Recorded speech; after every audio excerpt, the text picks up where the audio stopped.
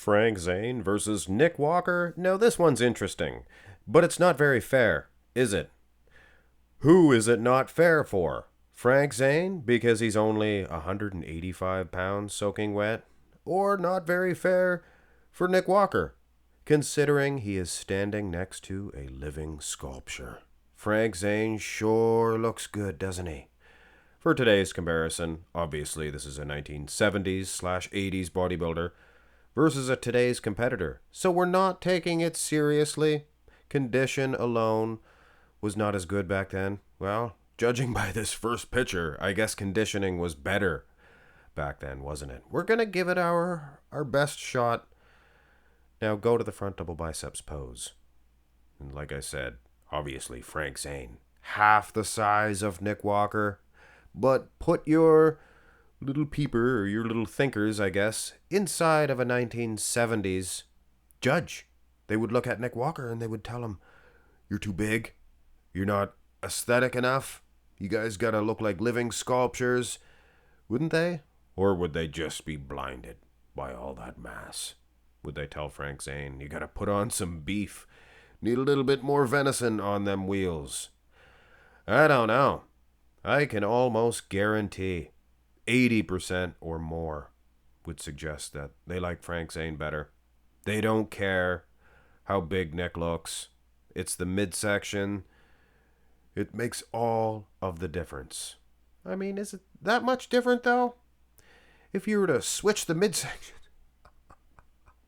Okay, I'm convinced.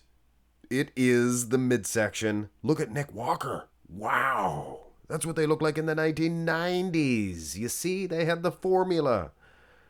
And they just gave up on it. I think they're looking at those numbers.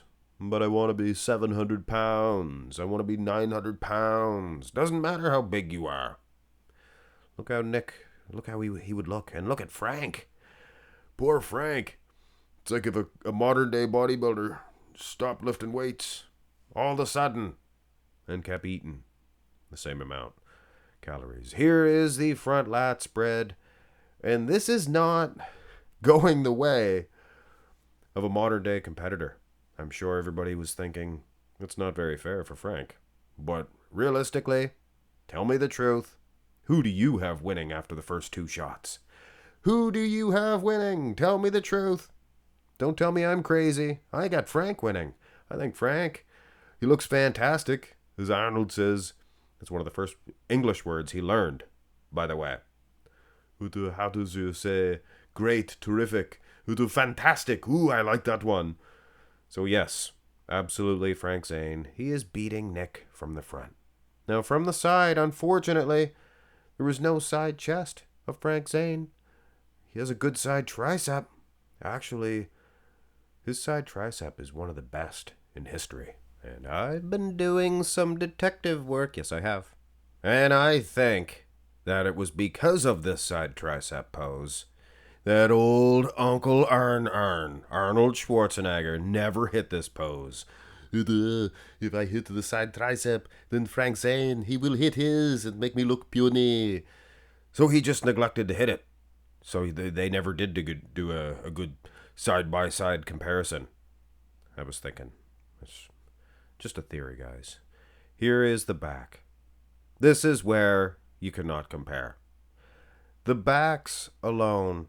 Now, the backs, first of all, are better than they were in the 1990s. Now, all Dorian and Ronnie Coleman's aside, we're talking your average bodybuilder. That's kind of how you see the growth of bodybuilding. You don't pick the best of the best. Some of those guys are plucked right from the tree of God. You know what I mean? They have the best genetics. If Arnold was around now, he would be the greatest. If Ronnie was in the 70s, he would have been the greatest then too. But you know what I mean. The backs, you can't compare this. Folks, come on. Here's the back double. A handsome rear double bicep pose. Have you ever wondered what a handsome back shot would look like? This is it. Frank Zane. He looks good. I'd like to see him on the classic physique division stage, the Olympia stage nowadays. I think that would have been more of a fitting comparison.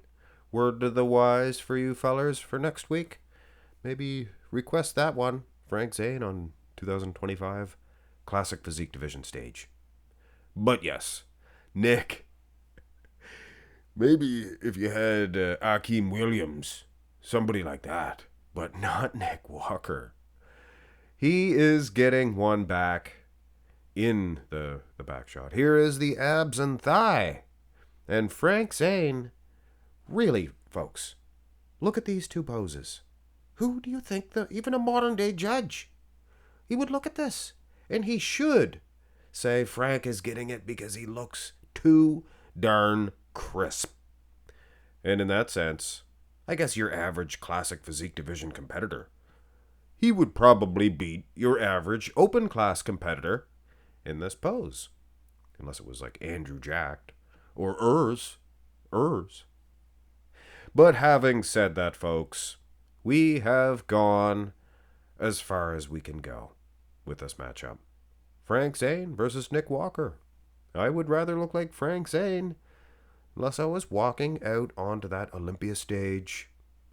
I mean, nobody wants to be 300 pounds solid muscle doing your day-to-day routines, but when it comes time to throw down on the bodybuilding stage, yeah, all that extra muscle comes in handy. And ultimately, I would rather walk out being Nick Walker. You'd get a better placing. Of course, you might have a little trouble getting a date Saturday night if your competition in that sense was Frank Zane. He is a handsome buck. Could you imagine the women lining up? Oh, please, Mr. Zane, let me touch your muscles.